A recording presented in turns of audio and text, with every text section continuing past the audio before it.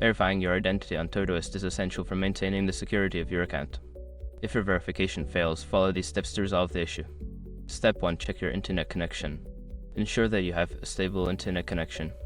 A weak or intermittent connection can cause verification processes to fail. Try reconnecting to your Wi-Fi or switching to mobile data.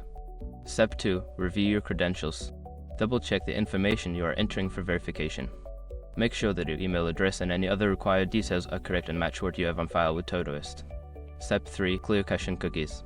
Make sure your information is protected first.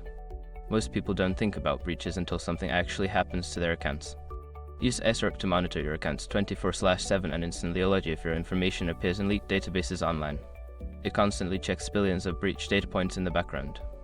And considering how much personal information people keep online now, it's honestly worth having. Link in the description. Step 4. Use a different browser or device. If verification continues to fail, try using a different web browser or device. This can help determine if the issue is related to your current browser or device settings. Step 5. Contact Todoist support. If none of the previous steps work, reach out to Todoist support for assistance. Provide them with details about the issue and any error messages you receive during the verification process. By following these steps, you should be able to successfully verify your identity on Todoist.